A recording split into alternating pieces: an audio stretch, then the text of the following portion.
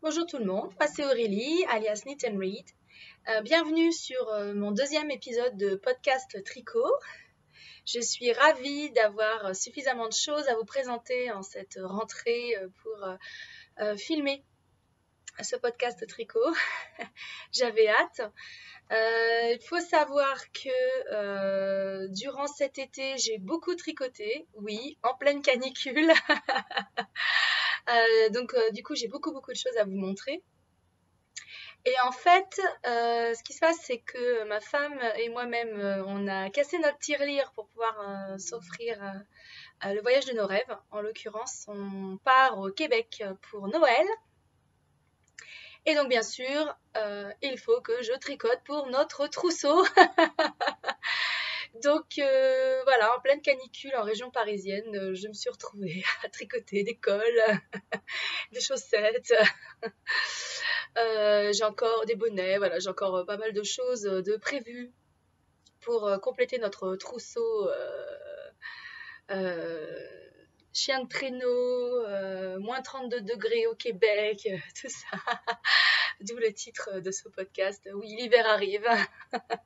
Pas trop vite parce qu'il faut que j'ai le temps de tricoter, mais effectivement, on a hâte d'être à Noël et hâte d'être au Québec pour voir la neige, les chiens de traîneau, faire de la raquette. Voilà, ça va être super. Voilà, donc bah, comme d'habitude dans les autres podcasts et je pense dans le mien, la trame classique, hein, projet terminé, projet en cours, projet à venir, des achats parce qu'effectivement, malgré le craquage pour mes 40 ans, là je vous renvoie vers ma vidéo sur mon butin laineux de mes 40 ans, j'ai quand même acheté un certain nombre d'objets laineux pour les projets du Québec, hein, de notre Noël québécois. Donc voilà, si ça vous intéresse, si vous êtes curieux, eh bien écoutez, restez dans les parages. On commence avec les projets finis.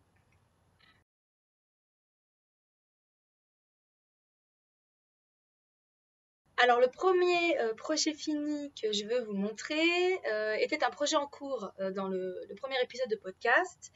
Il s'agit de mon châle Punky Brewster, qui est en fait le modèle Garter Goodness Stripified by, pardon, Stephen West. Donc, quand je vous l'avais montré, il était déjà bien avancé, puisque j'en étais... Pardon, mieux je vous montre comme ça. J'en étais là. Il me restait donc ces 8 rangs de couleurs principales à faire, et ensuite je devais attaquer la brioche bicolore. Alors déjà, je vais vous le montrer et ensuite je vais revenir, peut-être pas sur l'ensemble des couleurs parce que là, je vous renvoie vers mon premier épisode de podcast où j'étais vraiment entrée dans les détails sur la genèse du projet et puis les différentes laines que j'avais utilisées. Et je vais peut-être plutôt vous parler de la brioche pour aujourd'hui. Alors, il a une forme un peu chelou, donc ça va pas être facile à vous montrer, même façon ambione. Donc, on commence par cette petite pointe et ensuite, on avance jusqu'à la brioche. Donc voilà la petite pointe, ça ressemble à rien. Voilà le châle, est-ce que vous voyez? C'est pas forcément. Voilà, donc je vais le mettre après, hein. Alors c'est vrai qu'il a une forme chelou, donc au début je me demandais comment je vais le porter. Et puis je suis tombée sur une vidéo de Stephen West, donc du créateur de ce modèle, où il explique comment on porte un châle. Et évidemment, comme il s'agit de Stephen West, c'est plein de fantaisie et de folie. Et donc il essaye plusieurs de ces modèles, donc des modèles complètement barrés, hein. Et en fait, il s'enroule les châles n'importe comment autour du cou et il dit bah voyez, vous portez un châle. Et je crois qu'il a raison en fait, quelque part, faut arrêter de se prendre la tête sur comment porter un châle comme si, comme ça. Vous le mettez autour de votre cou, vous mettez, enfin voilà, faut que ça tienne avec votre manteau en dessous, machin. Si ça glisse pas, c'est bon, vous portez un châle et puis voilà, fin de l'histoire. Donc je vais l'essayer.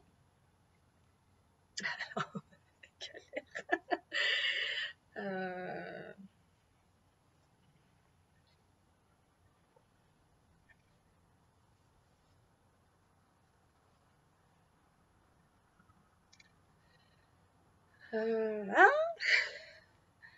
alors, si on fait ressortir les rayures, etc. Voilà, effectivement, hein, c'est pas facile. Mais bon, on y arrive, hein, voilà. Donc je porte mon châle, donc en mode n'importe comment, mais ça tombe bien puisque c'est du grand n'importe quoi ce châle. Donc voilà. Il est très très doux, donc alors c'est quand même essentiellement du mérino et du mérissoir, hein, comme je l'avais expliqué dans mon précédent épisode. Toute la partie centrale du châle qui est vraiment en contact avec la peau du cou, c'est là que j'ai mis les écheveaux de mérissoir. Je vous confirme, hein, c'est vraiment très très doux, c'est très agréable. Alors, la brioche, parce que c'est quand même le gros morceau qui me restait à faire à l'issue du premier podcast. Donc j'ai utilisé ma dernière couleur principale, sale bête, pigeon encore. Donc ma dernière couleur principale qui est de la vilaine cambriolée la pâtisserie, donc qui est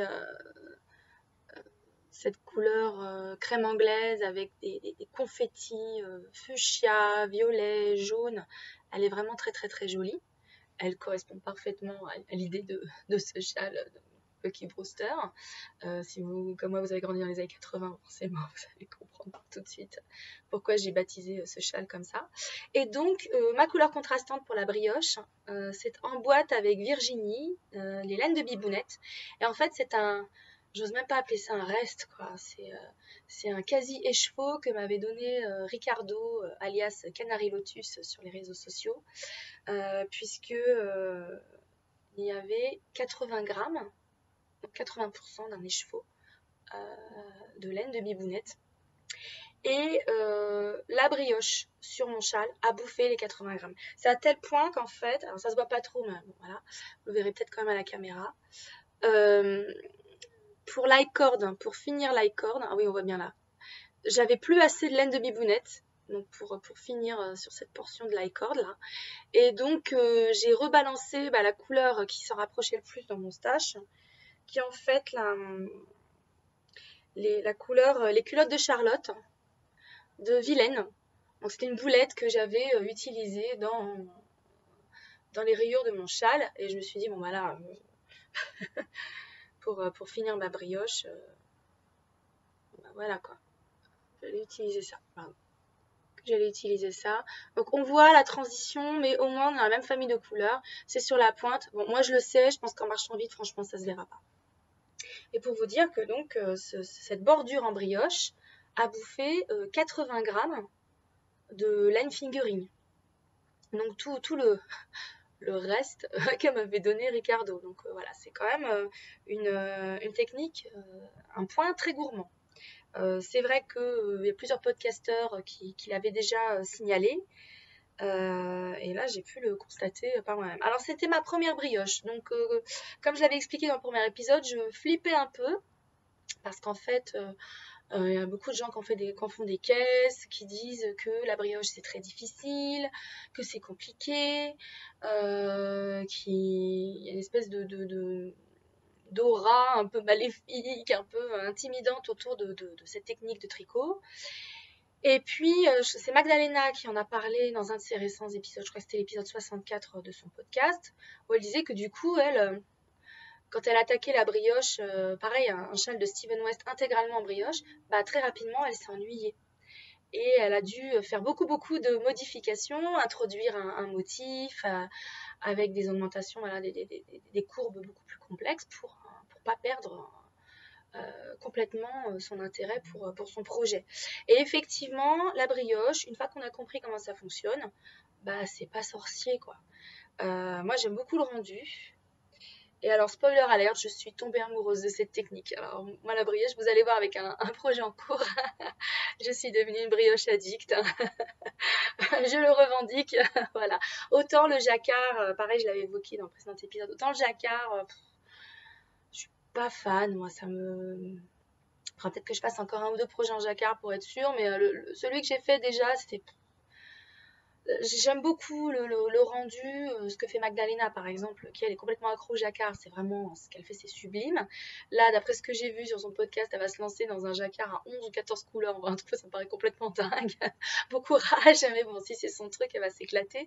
Moi, pas du tout. Par contre, la brioche, ah ouais, la brioche, donc là c'est l'envers, ça c'est l'envers, l'endroit. La brioche, je suis vraiment devenue mais complètement accro à cette technique. Alors là, je la regarde, je vois les erreurs. Je sais pas si ça va se voir à la caméra. Ouais, si, quand même. Donc là, il y a eu un loupé. Il y en a quelques-uns ailleurs dans la brioche, dans cette grande bordure. À un moment donné, alors je vais l'enlever parce qu'il fait chaud. Alors, on est quand même encore début septembre, on est encore en été, hein. À un moment donné, le patron Steven West ne l'a pas trouvé super clair. C'est quand on doit faire les augmentations ici pour créer cette espèce de chevron. Donc vous le retrouvez là, voilà. Donc c'est le moment où on commence les augmentations ici pour créer ces lignes de brioche qui partent en biais et qui créent cette forme un peu chevronnée, voyez, qui colle bien avec la forme asymétrique du châle. Et moi j'ai galéré, j'ai pas compris le patron. Et ce qui fait que j'avais introduit mais beaucoup trop d'augmentation. Puis je regardais mon rang, je disais c'est pas possible. Enfin, ça va ressembler à rien au rang suivant. Il y a trop d'augmentation, ça colle pas. Et en fait, je m'étais trompée dans les répétitions, le découpage du rang d'augmentation dans le patron. Donc j'ai défait intégralement un rang de brioche. On apprend beaucoup de choses en défaisant, comme vous le savez sans doute, et ça marche aussi pour la brioche. J'ai bien galéré, mais du coup, ça m'a aidé à mieux comprendre la structure de la brioche. C'est pas une technique que je maîtrise encore, mais j'espère pouvoir continuer à jouer avec cette technique de tricot dans de nombreux projets parce que j'ai vraiment adoré la brioche. C'est une vraie belle rencontre de tricot. Donc vous allez voir sur un projet en cours, je continue à me faire plaisir. Alors, donc pour résumer, pour conclure sur ce projet, j'ai adoré le faire. C'est encore une fois pas du tout ma zone de confort, c'est extrêmement barré et déjanté hein, pour moi. Mais ça m'a permis d'utiliser des boulettes, ça m'a permis d'apprendre plein de choses d'un point de vue technique. Il y a la brioche, mais pas que. Euh, et, euh, et je me dis que ça, avec mon trench coat couleur prune pour l'automne, bah, ça va amener un petit peu de peps dans le RER le matin. donc voilà, c'est vrai qu'il est chelou, mais moi je l'aime beaucoup et je suis vraiment ravie d'avoir fait ce projet. Et je vous encourage à le faire si vous voulez découvrir la brioche. Parce que je vous dis, c'est juste à la fin. Méfiez-vous juste sur les quantités quand vous allez choisir vos couleurs parce que je vous dis, ça a bouffé énormément de laine. Et puis pour faire des rayures, utiliser des restes. Enfin voilà, c'est un projet qui est vraiment très sympa. Normalement, le projet prévoit de faire des glands à chaque pointe. J'insère une photo. À chaque pointe, il y a un gland. Moi, j'aime pas ça. J'aime pas les pompons, j'aime pas les glands. Je trouvais pas ça joli. Et, c'est comme les franges, c'est pas mon truc. Et donc, du coup, voilà, moi, je le laisse comme ça. Il me plaît bien comme ça. Et voilà. Donc ça, c'était le premier projet terminé, le Garter Goodness Stripified de Steven West.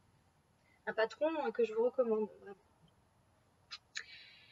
Et puis donc ensuite, je me suis lancée dans notre trousseau pour le Québec. Et j'avais des restes de laine assez importants, de laine Pearl Soho qu'on avait acheté l'année dernière à New York pendant notre voyage de noces. Alors, là, et en fait, j'avais réalisé avec ces laines un châle, le Goldfinch. Alors, attendez, je vais vous montrer façon ambion. Le Goldfinch de Andrea Maury. Donc voilà, la dentelle. Voilà. Un modèle que je vous recommande aussi parce que moi j'ai appris plein de choses, les rangs raccourcis, la dentelle. Ça a vraiment été un projet pivot pour moi parce que ça m'a permis d'apprendre beaucoup de choses et de dédramatiser les rangs raccourcis, machin. Hein. Et donc la laine que j'ai utilisée pour ce châle et pour les deux projets que je vais vous montrer, c'était de la Pearl Soho Mulberry Merino, donc du Mérissois.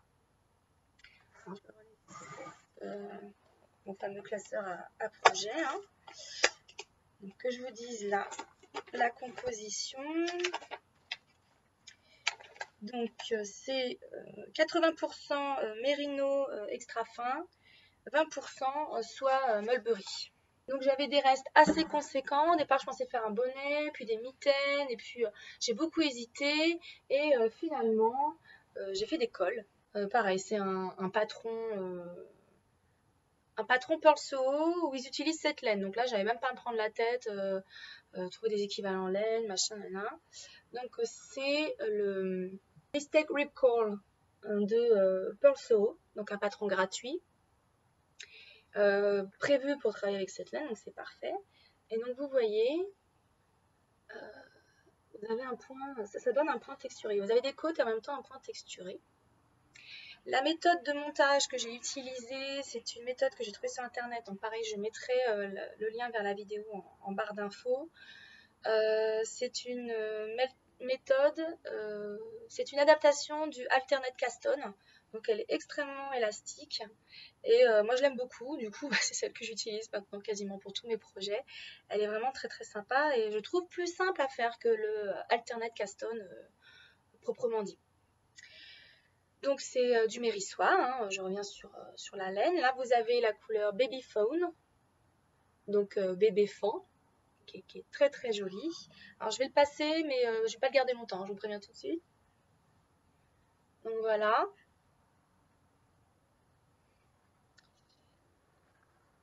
C'est vraiment très doux. On le savait déjà avec le châle, hein, pour lequel on a une garde partagée avec ma femme. Donc il est vraiment très doux, très chaud. Donc pour ça, je vais pas le garder longtemps. Il est très sympa parce qu'on peut le rouler, etc. C'est très simple à faire. Hein, c'est vraiment tout bête. Et puis c'est une laine qui est très agréable à tricoter, qui est très douce, qui prend un peu de gonflant au blocage, mais qui est déjà en l'état très sympa à utiliser. Donc là j'ai utilisé un écheveau complet. Il me restait j'avais acheté 2 écheveaux de cette teinte. Il me restait un entier que j'avais pas utilisé pour le Goldfinch que je vous ai montré. Donc voilà, là c'était parfait. Donc ça c'est le premier col. Et puis j'avais encore des restes des deux autres couleurs, donc de mes couleurs contrastantes. Donc là, et j'ai fait donc un deuxième col. Plus petit, vraiment, c'est le col de reste, voilà. Donc ça, c'est la teinte Apricot Tea. Et ça, c'est la teinte Sienna, vert de sienne. Là, voilà. Là, on est en plein soleil, là, on est pas mal. Vous avez un rendu qui est pas mal, en tout cas sur mon retour caméra. Donc celui-ci, très sympa aussi. J'avoue que je préfère le premier que je vous ai montré uni. Mais là, bah écoutez, on utilisait les restes. Ça reste du Mérissois. Peut-être pour le Canada, ça le fera pas. Parce que là, pour le coup, comme il est moins haut, il baille un peu. Peut-être plutôt pour ici. Pour la France, pour offrir. Je sais que j'ai plusieurs personnes dans mon entourage qui adorent ces couleurs. Donc, à qui ça pourrait faire plaisir. Alors du coup, voilà, ces deux petits cols, c'était parfait pour utiliser toute la laine Pearl Soho qui me restait de notre voyage de noces. Donc j'étais vraiment ravie de tricoter ça. Heureusement c'est des petits projets, donc ça m'a pas tenu trop chaud dans le RER par 40 degrés à l'ombre, etc. cet été. Et j'aime beaucoup le résultat, ils sont vraiment très sympas ces cols. Et puis ensuite, ça faisait un moment que je caressais cette idée et je me suis enfin lancée. J'ai tricoté ma première paire de chaussettes. Alors il faut savoir que ça fait 3 ans que je tricote. Les fibres. Ça fait 3 ans ouais, que je tricote et pendant un bon moment je me disais tricoter des chaussettes franchement ça sert à rien, Ça a l'air chiant. Faut faire les raccourcis. Le talon, ça a l'air d'être l'endroit un peu critique de la chaussette, ça a l'air relou, etc. C'est des toutes petites aiguilles. Moi, je tricote serré déjà, donc je voyais pas trop l'intérêt. Et puis en fait, bah, moi je suis très frileuse, donc finalement, bon, des chaussettes en laine et tout, maison, pourquoi pas, après tout. Et puis pour le Canada, pour faire donc l'oignon hein, dans c'est le principe, donc pour pas avoir froid dans le Grand Nord, donc pourquoi pas pour faire l'oignon, etc. À partir des chaussettes synthétiques, tout ça, gna gna. Puis ça a fait son chemin, et finalement, je me suis lancée. J'ai tricoté, j'ai craqué, j'ai tricoté des chaussettes, voilà, j'ai basculé du côté obscur, j'ai beaucoup aimé ça, je referai. Donc voilà. Alors par contre, du coup, c'est voilà, j'ai même les jolis petits bloqueurs qui vont bien. Je sais qu'il y a des bloqueurs en bois qui sont beaucoup plus beaux, mais j'avais pas envie non plus de me ruiner, hein, ne sachant pas encore si ça allait vraiment me plaire. Donc voilà ce que ça donne. J'ai pris un patron gratuit sur internet, Basic Ribbed Socks. Donc un patron gratuit sur internet. Alors autant j'avais envie de me lancer les chaussettes, j'avais pas envie de me ruiner non plus. Donc je les ai faites en Rico Design. Excusez-moi, je regarde mes notes. La qualité super bas Geyser, je sais pas comment on dit. Et donc c'est le coloris 001, c'est les rayures roses. Il m'en reste suffisamment pour faire une troisième chaussette. Ça n'a pas grand intérêt. Si on en perd une, bon bah voilà, tant pis. Je pense qu'avec ça, je vais plutôt faire des manchons à Starbucks en fait, hein, des manchons pour mettre sur leur gobelet en carton. C'est vrai que souvent on se crame les mains. Et donc ça, j'ai trouvé des patrons pour ça. C'est la taille parfaite pour faire des manchons à gobelet Starbucks. Donc voilà, je pense que je vais utiliser ce reste de laine pour ça. Donc je les ai tricotées en 2,5. Ce qui fait qu'elles sont très serrées. Moi je tricote serré, en plus ce sont des aiguilles très fines. Je vous les montrerai au rayon acquisition parce que j'avais pas d'aiguilles en 2,5, j'avais pas d'aiguilles très fines pour faire des chaussettes. Parce que typiquement moi c'est des tailles d'aiguilles, tricotant très serré, il faut que je monte d'une taille d'aiguille. Donc là c'est pas très intéressant. Et le fait est qu'elles sont quand même assez serrées, ce qui fait que moi je peux pas trop les mettre. Mais pour ma femme c'est nickel parce qu'elle est pas rondouillette comme moi, donc le mollet passe. Sur moi, c'est des bas de contention. Hein. Vous me direz, ça peut servir pour le Québec, pour l'avion, mais c'était pas trop le but du jeu à la base. Donc, c'est ma femme qui va les mettre. Malheureusement, elle n'est pas aussi frileuse que moi, donc je pense qu'elle les portera vraiment que s'il fait moins 32. mais c'est pas grave. Je suis assez contente du résultat. J'ai pas trop galéré. Il faut savoir qu'en plus du patron gratuit donc, que j'ai mentionné, j'ai regardé les tutos de Knit Spirit, qui elle est complètement accro aux chaussettes, hein, manifestement. Elle le vit bien hein, d'ailleurs. Et donc du coup, notamment pour le talon, le relevage des mailles, etc. Donc, pour toute la technique du talon et du gousset ici, je me suis inspirée de sa vidéo, d'une de ses vidéos. Pareil, je la mettrai en barre d'infos. Et ça m'a beaucoup aidé à bien comprendre le patron qui est en anglais et à pas me gratter la tête en me disant attends qu'est-ce que ça veut dire, etc. Non, j'ai pas eu ce problème, ça roulait tout seul. Donc je les ai tricotés dans la voiture qui nous amenait à Deauville, parce qu'on a passé une semaine à Deauville au mois d'août au bord de la mer, et donc pour le trajet c'était très très bien, petit projet qui monte vite, même si c'est de la laine fine et que c'est en 2,5, etc. ça monte quand même assez vite. J'ai utilisé la même méthode de montage que celle que j'ai mentionnée pour mes cols, à savoir l'alternative au alternate caston. Très sympa, très élastique. En plus, vous voyez, ça fait un bord, moi j'aime beaucoup, qui est un petit peu fouillis, un petit peu comme ça retordu, que je trouve assez féminin. Donc voilà, j'aime beaucoup. J'ai bien aimé la laine, elle est assez sèche à tricoter, mais c'est normal, c'est à cause du nylon, c'est vraiment une laine à chaussettes. Hein. Elle a pris un peu de gonflant en blocage, mais pas trop, donc elle reste assez sèche et j'espère que ça veut dire qu'elle est, parce que j'ai des fibres de partout, j'espère ça veut dire qu'elle est résistante. Globalement, j'ai bien aimé le coloris, à part cette espèce de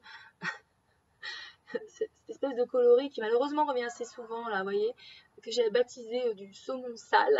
Je m'excuse, pas très sexy comme nom, mais du coup c'est assez évocateur. Moi c'est vraiment du saumon, couleur saumon sale, j'ai pas trouvé ça très joli. En revanche, bien sûr, ce rose là plus soutenu et ce prune euh, qui finit la chaussette, voilà, je les ai trouvées vraiment très très jolies. Et globalement, elles sont vraiment, vraiment chou. Donc très contente de ma première expérience de tricot de chaussettes. Vous allez voir avec la partie achat. Il y en a d'autres qui sont prévues. J'ai les laines pour, donc je pense que voilà, ça y est. Comme je le disais, j'ai basculé du côté obscur. Je ne sais pas encore si on a des cookies hein, parmi les accros aux chaussettes, mais en tout cas, moi j'ai adoré ce projet et bah, ça y est, j'ai basculé, quoi. Voilà. Le dernier projet fini que je voulais vous montrer, donc on est toujours optique, Québec. C'est un bonnet pour ma femme. Alors, vous excuserez les poils de chat. Alors là, il s'est fait plaisir. Je sais pas trop ce qui s'est passé, mais en plus, voilà. Donc c'est le. En plus, vous verrez. Ah bah là, vous verrez mieux. Du coup, vu qu'il y a le soleil. C'est le bonnet galway de l'échappée laine. Et en fait, c'est un modèle que j'avais repéré sur la chaîne de Tiffen Bibidibad Bidibou. Pas facile à dire, hein, je la mettrai, je mettrai sa chaîne en barre d'infos. Donc Tiffen a beaucoup aimé ce patron. C'est vrai que pour un patron de bonnet, il est pas donné. Et donc, comme Tiffen, hein, je vais l'amortir, je vais en faire un pour moi. Je pense qu'en fait, tous les membres de ma famille vont, qu'ils le veuillent ou non, ils vont avoir un bonnet galway dans les mois qui viennent. Ça leur apprendra, voilà. Très sympa à faire, vraiment très sympa, avec plusieurs types de torsades. Alors du coup, là, je vous le montre pour vous montrer la torsade. Par contre, ça dénature complètement la couleur. Donc ce bonnet, je l'ai fait pareil sur les conseils de Tiffen en Dererum Natura qualité Gilliatt. Et ça, c'est la couleur figue. Donc au départ, ma femme, elle voulait du violet, un violet foncé. Donc j'hésitais entre celui-là dans les violets et le coloris Aster, qu'aime beaucoup par exemple Isabelle de Fluffy Fibers, mais qui est beaucoup trop clair, ça n'a pas plu à ma femme. Et en fait, quand on a reçu la pelote de figue, c'est un violet beaucoup plus rouge que ce qu'on pensait, beaucoup plus chaud que ce qu'on pensait. Vraiment, c'est un aubergine en fait, c'est pas vraiment un violet froid. C'est pas tout à fait ce que ma femme voulait, mais bon, au final, je crois qu'il lui plaît quand même pas mal. Alors, je vais vous le passer. Bon, vous verrez pas grand chose, je pense. Bon, il est un peu poète-poète, mais bon, ça va. Au départ, je pensais mettre un pompon, et puis finalement, on a regardé avec ma femme, et, elle le préfère comme ça, et j'ai envie de dire, moi aussi. Donc, il faut savoir que normalement, c'est un bonnet qui est slouchy. Mais ma femme, ça lui plaisait pas. Elle préférait l'idée d'un bonnet plus court, un peu l'esprit marin. Et même, elle replie les côtes comme ça. Comme elle a les cheveux, moi j'ai l'air débile, mais elle a les cheveux très courts et ça lui va super bien en fait. Mais moi, par contre, pour la démonstration, je vais plutôt le garder comme ça, donc vraiment complètement déplié. Alors, comme Tiffen l'a souligné, effectivement, cette qualité, la Gilliatt de Dererum Natura, se prête vraiment vachement bien au patron. Elle a pris du gonflant. Alors, elle est assez sèche, hein, même après le blocage, mais elle gratte pas. Donc, pour la tête, c'est nickel. Elle tient bien chaud, donc pareil, je vais pas le garder très longtemps. Il y a une belle définition de points. Alors, vous verrez pas trop, hein, malheureusement, quoique si je m'approche. Il y a une très jolie définition de points. Donc, pour les torsades, c'est nickel. Et alors, comme je le disais, enfin, j'ai un peu perdu le fil. Comme je le disais, c'est un bonnet qui est slouchy à la base. Ma femme, ça lui plaisait pas. Ce qui fait qu'en fait, j'ai fait une répétition du motif de torsade de moins que ce qui est préconisé dans le patron pour que ce soit un bonnet plus enveloppant. Moi, je vais me le faire en Dererum Natura aussi Gilliatt dans le coloris bois de rose. Voilà, le coloris bois de rose. Alors, entre le soleil là, vous n'allez pas bien voir le coloris. Donc c'est un rose, un vieux rose à dominante froide. Moi, c'est les couleurs froides qui me vont le mieux. Donc voilà, je vais me faire le bonnet. Mais par contre, moi, je vais bien le faire slouchy avec la répétition supplémentaire, donc comme indiqué dans le patron. Et il est probable que je craque pour un pompon par contre. Donc voilà, exceptionnellement que je fasse le pompon. Voilà, donc là j'anticipe un petit peu sur les achats. Mais effectivement, ces deux pelotes de Gilliatt, je les ai achetées spécifiquement pour donc ces deux projets de bonnet. Un projet fini, puis un projet à venir, hein, donc ma version. Ah oui, que je vous montre quand même. Donc ça c'est la pelote de figue, donc pour faire le bonnet de ma femme. Et il m'en reste quand même pas mal. Je dirais un bon tiers. Donc ça veut dire que c'est une laine que je peux réutiliser pour parce que la Gilliatt, j'en ai beaucoup pour un gilet, etc. Donc peut-être pour introduire des motifs de jacquard, soyons fous, sait-on jamais. Donc voilà, sachez que peut-être si j'avais fait la répétition supplémentaire ou encore une répétition supplémentaire pour un bonnet homme, ça aurait mangé toute la pelote. Mais là, en l'occurrence, c'est pas le cas. Donc il me reste un joli reste pour un projet à déterminer. Donc le patron galway, même s'il il est un peu cher pour un bonnet, moi je vous le recommande. Effectivement, il est très sympa à faire. Le résultat est vraiment, vraiment joli.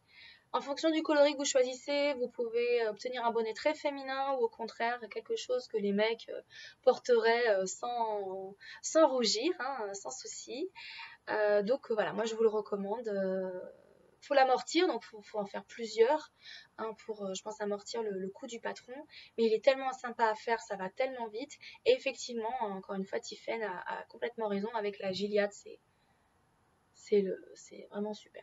C'était un projet très très sympa, donc j'ai hâte de pouvoir attaquer mon bonnet. Et puis je pense, comme je vous l'ai dit, les bonnets de tout l'entourage, hein, ils auront tous leur galway, et puis c'est comme ça, c'est pas autrement. Voilà.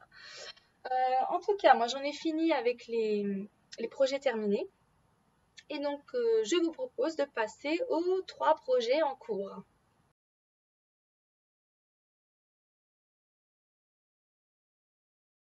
Le premier projet en cours que je voulais vous montrer, c'est un gilet pour ma femme. Dans le sac à projet ramené d'Édimbourg. Ah oui, dans ma vidéo sur mon butin laineux, je vous disais que je me souvenais plus de la marque de ce sac à projet. C'est pas comme si elle était indiquée sur l'étiquette, hein. Donc pour celles que ça intéresse, c'est The Little Grey Girl qui a fait donc ce magnifique sac à projet. C'est sa taille XXL là et effectivement un gilet tient dedans. Alors, dans mon épisode précédent, j'avais mentionné le fait que je voulais faire à ma femme un vitamine D. J'avais fait les échantillons, j'étais mais complètement dans les choux au niveau de l'échantillon. Parce qu'il faut savoir que finalement le vitamine D, il est prévu pour une qualité sport même un peu épaisse. Et moi, la laine que je voulais utiliser pour ce projet, c'est de la fingering. Donc je vous la remontre, hein. Voilà, évidemment, elle est un peu... Voilà, quoique c'est pas si mal. C'est donc une fingering de Vilaine, encore une fois, l'Hélène de Marion, hein, j'adore son travail. Du piment dans le chocolat, donc une base, elle est extrêmement retordue, elle est très sympa à tricoter. Donc c'est la couleur de base, elle est marron foncé, un marron plutôt froid, donc très très joli, avec des insertions, hein, c'est même plus des speckles à ce niveau-là, de rouge. De rouge qui peut aller du rouge sang au rouge framboise. Donc c'est vraiment un coloris très très intéressant. Et le rendu est vraiment très joli. Alors par contre, je m'excuse, comme il y a beaucoup de lumière, vous allez peut-être pas, ça va peut-être pas lui rendre justice. Si c'est le cas, bah écoutez, je vous renvoie vers ma page Ravelry où je mettrai des photos. Donc voilà la bête. Je suis en train de faire le corps. Donc c'est pas du tout un vitamine D, hein, comme vous pouvez le constater. En fait, j'étais tellement, mais tellement dans les choux au niveau de l'échantillon. Il y avait tellement d'adaptations à faire que je le sentais pas en fait. J'ai vu que j'aurais pas assez de laine et puis je me sentais pas de me lancer. Je maîtrise pas encore assez bien hein, pour adapter un patron de façon aussi drastique. Donc du coup, bah, j'ai dit à ma femme, écoute, va falloir qu'on trouve un autre projet et elle a regardé dans mes catalogues, etc. Et elle a choisi le gilet Reason de Mélanie Berg. Et donc ce gilet en fingering, hein, on voit rien, voilà, très bien. Ce gilet en fingering tout simple d'apparence, mais en fait, d'un point de vue technique, il se passe beaucoup de choses. Donc j'ai un petit peu galéré, surtout au début, je vais vous expliquer pourquoi. Donc en fait on commence là. On commence avec l'encolure ici, comme ça. On fait un montage provisoire au crochet. Vous ne voyez strictement rien. Voilà, finalement. Donc on fait un montage provisoire au crochet. Moi c'était la première fois, donc bon, le crochet c'est quand même, enfin c'est pas mon truc quoi. Ma mère a essayé de m'apprendre, mais ça me saoule, j'aime pas ça. Mais bon, il faut quand même maîtriser un minimum pour le tricot, hein, tout simplement. Typiquement, bah voilà, un montage provisoire au crochet. Donc le mien était, j'ai eu du mal en fait au moment où d'enlever le fil de provisoire et de relever mes mailles. J'en ai loupé plein, ce qui fait que j'ai un petit peu galéré. Et puis en plus, vous voyez une décoloration parce qu'évidemment j'étais au début de mon écheveau.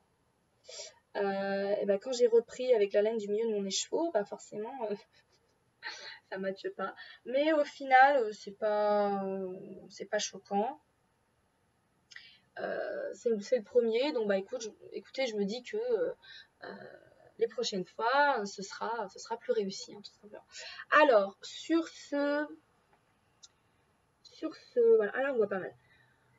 Sur ce col, vous avez un point texturé qui est très sympa, qui est vraiment très très joli et qui, à mon sens, fait tout l'intérêt de ce gilet.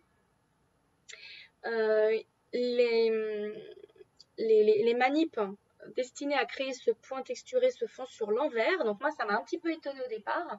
C'est vrai que j'ai l'habitude de points texturés où en fait, soit je tricote en rond, soit on fait les manips sur l'endroit du travail pour créer la texture. Et là, c'est pas le cas en l'occurrence. C'est sur l'envers du travail que l'on fait les différentes manipulations qui vont créer le point texturé. Donc voilà, on commence par cette bande. Ensuite, on reprend ici, on refait la même dans l'autre sens. Voilà. Ensuite, on relève des mailles le long du côté et on commence à créer le raglan. J'étais assez contente de mon relevage de mailles parce que c'est toujours une opération un petit peu aléatoire, voire chaotique, hein. Donc voilà, c'est un raglan qui est très féminin, qui est très délicat, que j'aime beaucoup, avec un système de mailles glissées. Et puis, évidemment, on continue, en fait on tricote. À partir du moment où on a commencé à mettre en place le raglan, etc., on tricote le corps en jersey et la bordure en point texturé d'une seule pièce, en fait.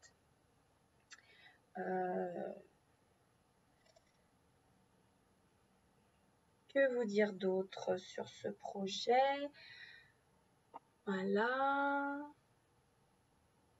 Donc moi je sais pas si j'aurai assez de laine pour faire des manches aussi longues que dans le patron. J'avais 3 écheveaux de fingering, je pensais que j'aurais assez. En fait, donc ma moitié l'a essayé et on s'est rendu compte que ça risquait d'être un peu short. Donc elle préfère que le corps soit plus long, que vraiment ça lui recouvre bien le bassin, le haut du bassin, la taille, quoi, plutôt que d'avoir des manches super longues, comme elle n'est pas frileuse. Donc il y a de fortes chances que quand ce projet sera fini, on a un corps qui soit assez long, comme prévu dans le patron. Par contre, qu'on n'ait pas de manche, quoi, que je lui fasse une petite bordure en I-cord ou quelque chose ici pour fermer les épaules, mais qu'en fait, il n'y ait pas de manche. Alors, autre modification que j'ai faite par rapport au patron, le patron prévoit de creuser un petit peu la taille. Pareil, je l'ai proposé à ma femme, elle m'a dit que non, en fait, elle préférait comment ça file tout droit.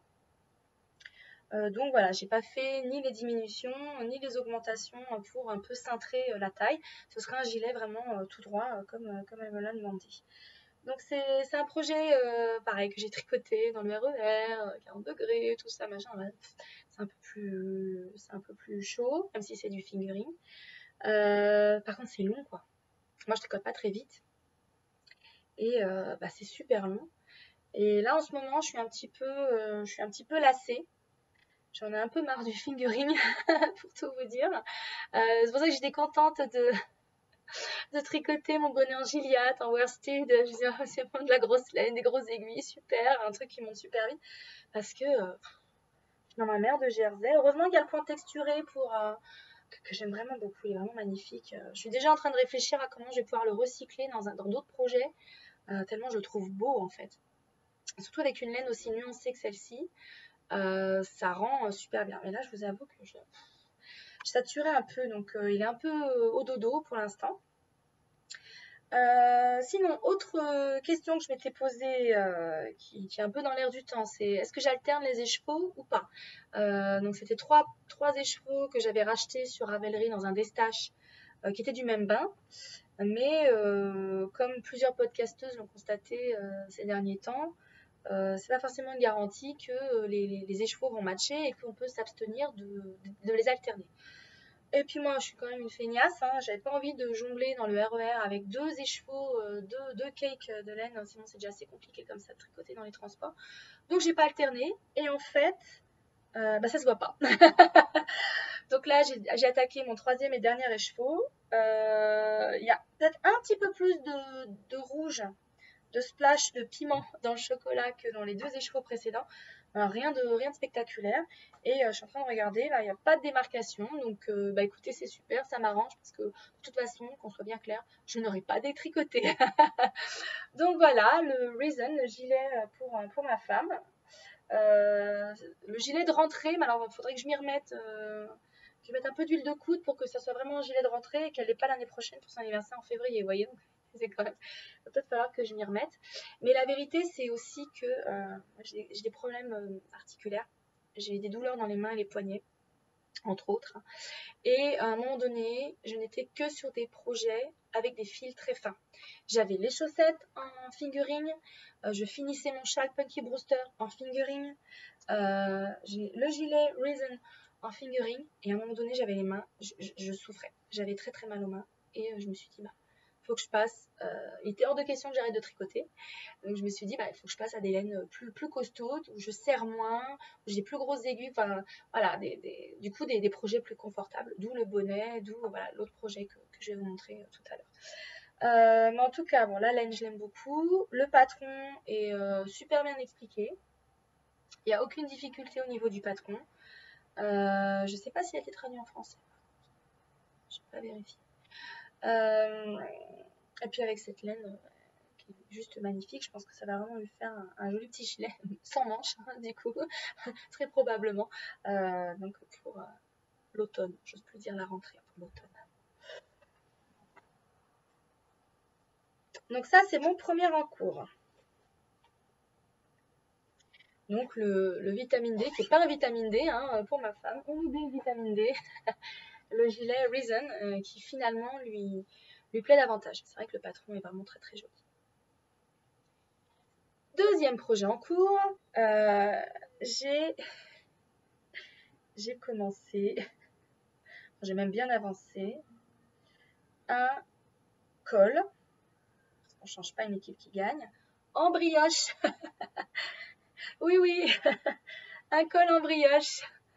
Voilà, voilà. Donc, ça, c'est mon deuxième en cours. Attendez, je tourne de page. Voilà, donc un snood en brioche bicolore. Je vous l'ai dit tout à l'heure en vous présentant mon Punky Brewster terminé que j'étais tombée amoureuse de cette technique grâce à ce projet, à ce châle de Steven West. Et j'ai pas résisté, hein, j'ai monté un projet, un deuxième projet intégralement en brioche bicolore. Et donc là, je me suis inspirée en fait de deux sources pour monter ce projet. La première, c'est le Two Color, je regarde mes notes en même temps, Two Color Cotton Cowl de Purl Soho. Donc à nouveau un patron gratuit de Purl Soho. À la base, c'est un patron qu'ils ont créé pour leur qualité coton. Moi, j'aime pas tricoter le coton. Hein. Je sais que c'était la saison idéale pour ça en pleine canicule. Je ne veux pas tricoter de coton. Enfin, Éventuellement en coton mélangé avec autre chose, mais je suis vraiment pas fan. Je trouve ça trop sec, trop rigide, j'aime pas ça. Mais c'est une épaisseur de fil, donc la qualité coton, qui est une sport. Et je vous avais présenté dans mon butin laineux de mes 40 ans des écheveaux de Mary Sport de la bien-aimée qu'on a acheté à Édimbourg. Et j'ai pas résisté. J'ai monté un châle, enfin un col, un snood, avec donc 2 écheveaux de Mary Sport de la bien-aimée. Donc là, vous avez le coloris Rust. Alors, évidemment, ça sature, hein. Je suis désolée. Là, mi-chemin, vous êtes pas mal. Donc, qui est un orange rouille, vraiment très très chaud, assez nuancé, mais en même temps assez solide pour faire une bonne couleur contrastante, parce que l'autre écheveau, donc qui est Driftwood Graffiti, lui est extrêmement, enfin, il est bourré de speckles. Donc, la couleur principale, c'est un gris froid, mais très très clair. Et dedans, la bien-aimée a balancé du rust, hein. Vous voyez, ils font très très bon ménage. Du orange, du rouille, du cuivre, un peu de marron. Enfin, c'est vraiment une laine très très très très jolie. J'aime beaucoup. Et je voulais absolument les tricoter ensemble. Au départ, j'avais envisagé de faire un pull sans manches avec un col V, etc. pour ma femme. Et puis finalement, non, ce snood s'est très rapidement imposé de lui-même. Je trouve que c'est... Enfin, et la brioche, évidemment, je voulais faire de la brioche. Et je me suis dit, mais ces deux coloris ensemble pour de la brioche bicolore, ça va faire quelque chose de très intéressant. Alors ça, je suis très contente du résultat. Bon, je vous laisse juger si c'est très intéressant. Donc ça, vous avez l'envers, avec donc ma couleur contrastante qui est Rust, et l'endroit, avec donc la couleur principale, qui est Driftwood Graffiti. Voilà, donc là il est en dodo aussi parce que on est revenu à Paris, on a repris le boulot. Et moi jongler avec comme je le disais tout à l'heure, jongler avec 2 écheveaux dans le métro, dans le RER, c'est juste hors de question. C'est surtout pour faire de la brioche qui demande quand même, j'ose pas dire un minimum de concentration parce qu'une fois qu'on a compris comment ça marche, ça va tout seul, mais c'est quand même assez long. Donc voilà où j'en suis. Et alors, comme je le disais, oui, j'arrête pas de partir sur des tangentes, je m'en excuse. Comme je le disais, je me suis donc inspirée de ce patron de pinceau, essentiellement pour connaître le nombre de mailles à monter pour obtenir un snood pour lequel on puisse faire un tour complet et avoir vraiment un truc très cocon autour du cou. En revanche, dans ce patron de pinceau, il ne présente pas de la brioche, mais des côtes anglaises. Une technique que je connais pas encore, que je trouve, je trouve le rendu très très joli, donc pourquoi pas. Mais là, je voulais vraiment faire de la brioche. Et donc, je me suis tournée vers YouTube pour trouver des tutos de brioche bicolore. Et donc, je vous mettrai en barre d'infos le tuto que j'ai trouvé le plus utile pour moi pour commencer, parce que avec le châle de Steven West, j'avais appris à faire de la brioche en aller-retour à plat. Là, c'est de la brioche en rond. Donc, au moment, je vais voir si je trouvais, au moment de la jonction, là, ici, nanomarqueur de Magdalena au passage, coucou, Magdalena. Au moment de la jonction ici, et bah au début, il y a eu des gros loupés. Je ne sais pas si vous voyez, mais c'était le premier rang pour faire ce changement de fil tout en maintenant l'existence des colonnes de brioche. Et ben non, j'ai galéré, hein. Évidemment. Voilà, mais bon, je l'ai laissé comme ça parce qu'on apprend aussi de ses erreurs. Et puis, ça ne gêne pas. Surtout, là maintenant, évidemment, ça va beaucoup mieux. Elle est beaucoup plus régulière. Elle est beaucoup plus. Et je pense que d'ici la fin du col, faut imaginer, il va encore faire, je pense, le double en hauteur, hein, parce que j'ai dû manger à peu près la moitié de mes écheveaux. Quand je serai à la fin du col, à mon avis, la brioche bicolore en rond, les doigts dans le nez, hein, tranquille, Émile. Voilà, donc je persiste et je signe. Je suis tombée en amour avec la brioche. Et, et voilà, j'aime beaucoup ce projet. Encore une fois, je peux le tricoter qu'à la maison parce que vraiment, la brioche avec 2 fils dans les transports, non, à un moment donné, il faut mettre des limites, hein. C'est non. Et donc, j'ai monté hier soir un 3e en cours. Oui, mono en cours, c'est pas pour moi, hein, clairement. Un gilet bleu électrique. Attention, mettez vos lunettes de soleil, ça va dépoter. Non, je fais des effets d'annonce et puis en fait, c'est des pétards mouillés à cause de cet éclairage. Donc là, ça va pas vous évoquer grand-chose hein, parce que j'ai juste fait les côtes. D'un Lady Marple, adapté à ma sauce, hein, je vais vous expliquer. Donc Lady Marple, qui est un patron bien connu de Nadia Crétin-Léchelle. Donc voilà, pour l'instant, j'ai juste fait les côtes hier soir, ça ne va pas vous évoquer grand-chose. Donc je vais plutôt vous montrer les 2 fils que j'utilise. Donc j'utilise la base, la qualité barisienne de Bergère de France. Ah, peut-être mieux comme ça. Oh la vache. Désolée, hein. Peut-être décaler le store. Je reviens. Ah oui, c'est beaucoup mieux. Donc je reprends. Donc, ah oui, c'est beaucoup mieux. Donc la barisienne, la qualité barisienne de Bergère de France, qui est donc 100% acrylique. Et oui, on peut tricoter de l'acrylique, hein, c'est très très bien. Dans le coloris méthylène, qui est donc ce bleu électrique très très très joli. Je pensais pas un jour tricoter ce genre de couleur parce que j'aime pas trop le bleu, c'est pas une couleur que j'ai beaucoup dans ma garde-robe. Mais en fait, il s'avère que ça me va bien. Les couleurs froides me vont bien, ça c'est mon grand drame parce que je suis attirée par les couleurs chaudes, j'aime les couleurs chaudes, mais elles ne me vont pas, ce sont les couleurs froides qui me vont, donc voilà, hein, c'est la vie, hein, c'est pas très grave. Et donc je tricote donc cette barisienne qui est de la Deka avec un fil de Kid Silk de Drops dans le coloris Cobalt. Et en fait, j'avais vu cette association sur Ravelry, un projet qui avait rien à voir, hein, qui n'était pas un gilet, qui était un pull. Je crois que c'est le Fisherman de. Comment elle s'appelle? Je mettrai son nom. J'écrirai son nom là quelque part au-dessus, en dessous. Et alors, le combo des 2, j'ai trouvé ça tellement beau. Les photos vraiment rendaient justice à ces 2 laines et la façon dont elles fonctionnent ensemble. Et donc, du coup, je me suis dit, banco, petite commande chez Bergère de France, petite commande chez Kalidou. C'est pas un pull qui va me revenir très cher, hein, c'est pas des laines qui coûtent très très cher, mais je trouve le résultat très réussi. Alors, effectivement, les côtes du Lady Marple, ça vous parle pas. Par contre, j'ai fait un échantillon poids lourd.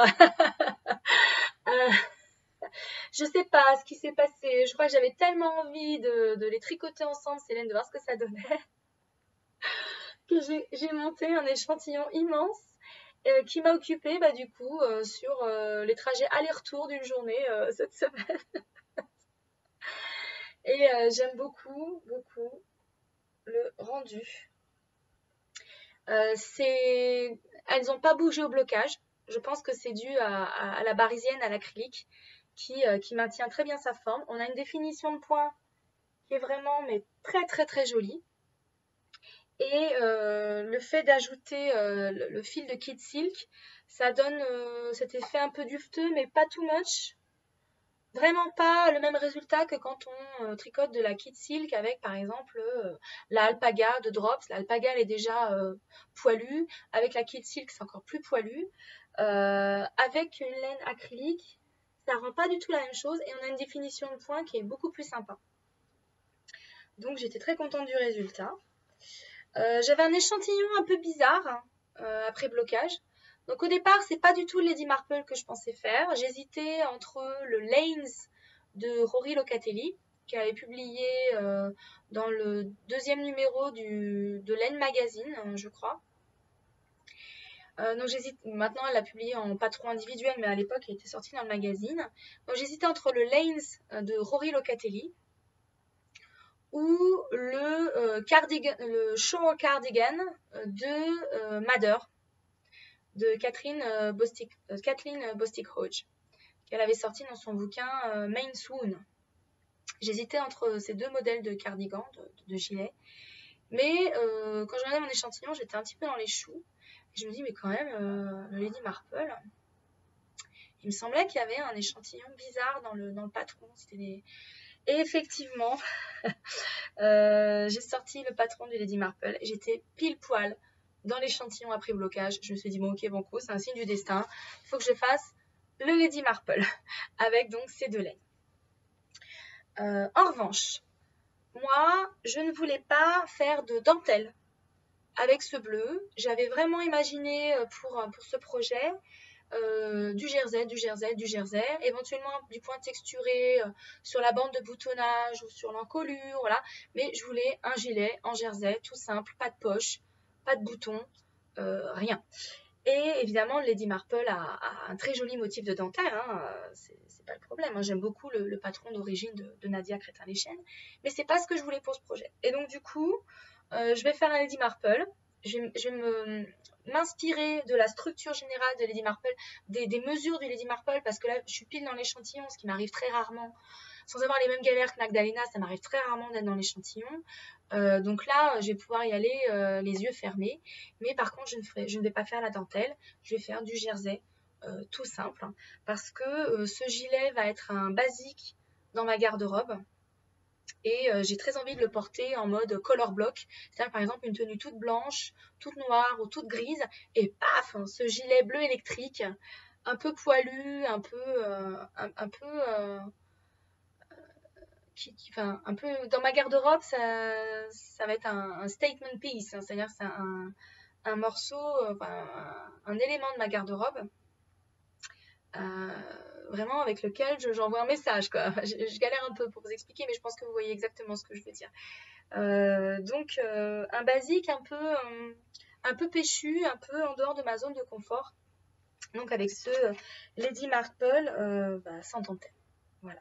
Et alors oui, je ne sais pas si vous allez voir, mais qui plus est, dans le Lady Marple, elle préconise de relever les mailles pour ensuite faire la bande de boutonnage en côte. Moi, j'avais pas envie, donc en fait, je vais tricoter la bande de boutonnage. Je rappelle que je ne ferai pas de bouton, hein, ce sera un gilet porté ouvert, donc il n'y aura pas de boutonnière, il n'y aura pas de bouton, mais je voulais quand même, pour être dans les mesures, hein, tout simplement, et avoir un joli tombé, avoir une bande de boutonnage, et moi je vais la faire au point mousse, et je la tricote d'une traite avec le corps, donc en jersey. Voilà, donc c'est mon troisième en cours que j'ai monté hier. À ce stade, c'est vraiment celui qui m'amuse le plus, qui m'excite le plus, parce que c'est vrai que les deux autres, là, la brioche, je peux tricoter qu'à la maison, devant la télé, etc. Et le gilet de ma femme, j'étais un petit peu dans une ornière. Mais de vous en parler, là, je sens que ça va repartir et je vais pouvoir alterner mes projets et avancer sur mes projets. Donc voilà où on en est sur les projets en cours. Donc, les 3 en cours très différents. Hein. Certes, on a 2 gilets, mais qui se montent pas du tout pareil. Il y en a un, c'est du haut vers le bas en fingering avec un point texturé pour ma femme. Et l'autre, c'est Lady Marple donc, qui se tricote du bas vers le haut. Qui n'est pas ma méthode de construction préférée à la base, hein, mais je sais que là, avec Nadia, je peux y aller les yeux fermés, il n'y a pas de problème. Et donc, voilà, mais qui se tricote avec, donc, du coup, une DK plus un fil kit silk mohair. Donc, on est presque sur du worsted. Voilà, donc, c'est moins contraignant pour mes mains. J'ai moins de douleur quand je tricote des laines plus épaisses, comme je vous le disais. Donc, ce projet-là, c'est un peu le projet repose tes mains, zéro cerveau, etc. C'est parfait. Et puis évidemment le col en brioche que j'adore et qui sera parfait pour cet automne. Je pense que c'est surtout ma femme qui va le porter parce que les couleurs chaudes lui vont beaucoup mieux qu'à moi. Mais bon, je vais lui piquer de temps en temps parce que quand même c'est du boulot et puis il est tellement beau. Et donc, ceci étant dit, je vous propose de passer non pas au projet à venir, ou alors on va faire un combo projet à venir et achat. puisque ça fonctionne un petit peu ensemble. J'achète pour pouvoir faire des projets.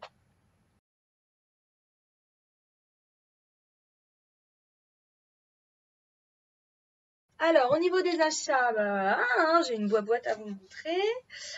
Donc, j'ai déjà mentionné les deux Gilliatt de Dererum Natura, donc pour faire les bonnets, Galway. Donc, celui de ma femme est déjà fait. Je vais enchaîner sur le mien, donc dans ce coloris bois de rose. Et il y a de fortes chances qu'en fait, je passe une commande à Dererum Natura avec une pelote de chaque couleur. C'est un bonnet par personne. On a une amie qui adore le vert, qui est un petit elfe. Donc, typiquement, je vais lui prendre un coloris vert, je vais prendre du gris. Le coloris baleine bleue me plaît beaucoup aussi. Le coloris goéland a l'air sympa. Donc voilà, je pense que je vais acheter une pelote de chaque coloris Gilliatt pour faire un bonnet à tout mon entourage. Voilà, le Galway sera ultra amorti, le patron, ça je vous le garantis. Ensuite, ah oui, que je vous montre. Du coup, comme je l'expliquais au moment où je vous ai présenté les chaussettes de ma femme, moi j'avais pas d'aiguille très très fine. J'avais pas de kit de chaussettes parce que je tricote pas. J'avais des aiguilles droites en 2 et 2,5 que j'avais hérité de ma grand-mère, mais autant vous dire qu'il était hors de question je tricote des chaussettes sur des aiguilles droites. Pas quand il y a autant de patrons et tutos pour tricoter sur des aiguilles circulaires en Magic Loop. Moi, le Magic Loop, ça me va très bien, hein, donc voilà. Du coup, j'ai investi dans ces petites choses. Donc, j'ai pris 2 aiguilles circulaires fixes Aya Aya. J'allais pas acheter un kit Aya Aya, chaussettes, charpe, machin. J'avais pas payé ça à la peau des fesses, excusez-moi l'expression. Alors, j'étais pas sûre d'aimer les chaussettes. Je suis pas sûre de ma tension pour les chaussettes, etc. Et puis, je me dis pour des aiguilles aussi fines, c'était aussi bien d'avoir vraiment l'aiguille attachée fixe sur le câble pour éviter que ça accroche, éviter que ça s'abîme, etc. Je n'étais pas très sereine sur l'idée d'aiguilles circulaires interchangeables sur des objets aussi fins. Donc, j'ai investi là-dedans. J'ai pris un câble de 80 cm à chaque fois. Donc là, il y a les 2,5, c'est celle que j'ai utilisée pour les chaussettes de ma femme. Les 2,25, éventuellement pour faire les côtes en haut du mollet. Je passerai à des 2,25 la prochaine fois parce que c'est vrai quand même que ça tient bien sur la cheville. Enfin, sur le mollet plutôt. J'ai pris aussi des 2,5 chez Knit Pro parce que j'étais pas sûre que l'écharpe ce soit nécessaire. Je pense que pour des chaussettes en jersey toutes bêtes, les Knit Pro seront largement suffisantes. Et puis l'écharpe, plutôt les utiliser quand il y aura des points texturés sur les chaussettes. J'en suis pas encore là à faire des chaussettes avec des points texturés, vous emballez pas. Mais ça viendra. Donc voilà, j'ai investi dans des chaussettes, dans des aiguilles pour les chaussettes. J'ai aussi acheté du coup de la laine à chaussettes. Donc celle-ci dont je vous ai déjà parlé, attendez, j'ai oublié bien sûr. C'était il y a très longtemps que je vous ai parlé de ces chaussettes, bien sûr. Donc voilà, la Rico Design Super bas Georgia dans le coloris 01. Donc les rayons. Ah oui, j'ai oublié de le préciser, mais bon, vous l'avez vu avec la chaussette. Ce sont des laines autorayantes. Des laines à chaussettes autorayantes. Moi, j'avoue que le concept m'intriguait, donc voilà, je trouvais ça rigolo. Du coup, j'ai décidé d'essayer d'autres bases de laine à chaussettes autorayantes. Donc j'ai acheté de la Fabel. Oui, quand j'ai passé ma commande de Kit Silk pour le gilet bleu électrique, histoire d'amortir les frais de port, j'ai pris donc, des laines à chaussettes. J'ai eu de bons retours sur la Fabel. Donc je me suis dit que j'allais essayer ça. Et histoire de pas toujours tricoter du rose pour les chaussettes, j'ai pris le coloris. Alors 912, ça vous évoque pas grand chose, mais je crois que c'est mix chocolat, un truc comme ça. Voilà, donc je pense que ça va être très sympa. Et puis, même chose, quand j'ai commandé ma barisienne, ma Dickey bleue pour le gilet bleu électrique, toujours, j'ai commandé aussi de la Bergère de France. Donc ça, c'est leur base, c'est la Gumi 50. Pareil, j'ai vu plusieurs podcasteuses qui avaient tricoté des chaussettes avec la Gumi 50, qui en étaient très contentes, qui trouvaient que elle résistait bien, que voilà, les chaussettes s'abîmaient pas trop vite, etc.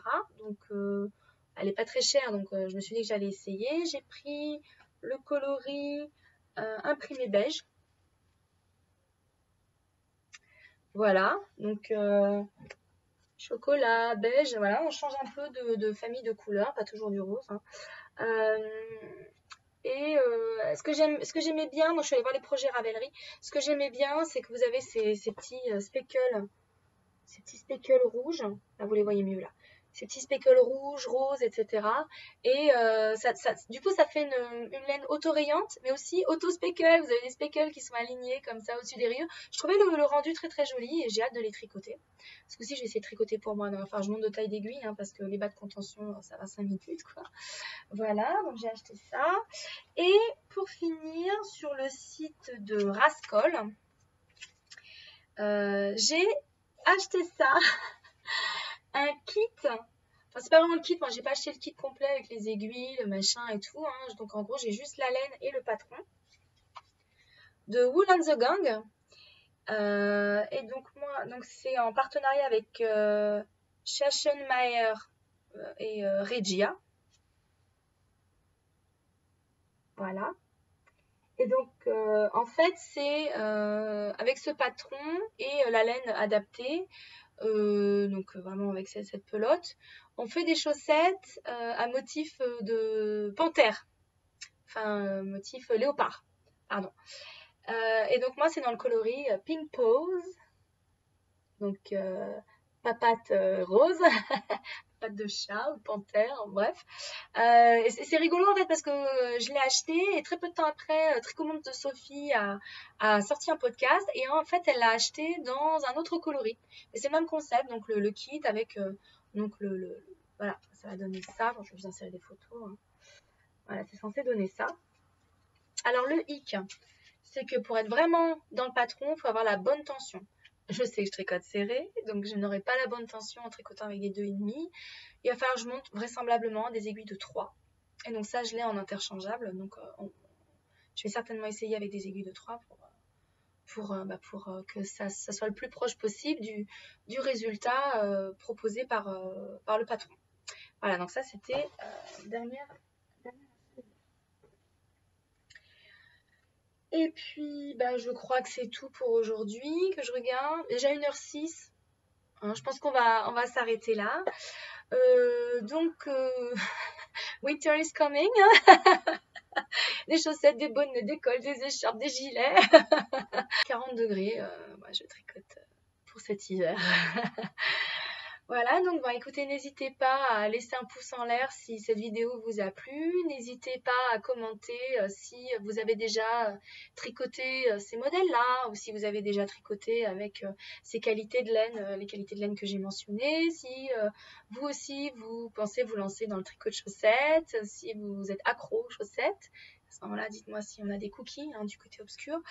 Et puis, écoutez, bonne rentrée. Et moi, je vous dis à très probablement avant les vacances de Noël, quand j'aurai encore bien dépoté et tricoté pour notre voyage au Québec. Voilà. Et d'ici là, tricotez bien, amusez-vous bien, prenez soin de vous et on se retrouve dans la prochaine vidéo. Au revoir!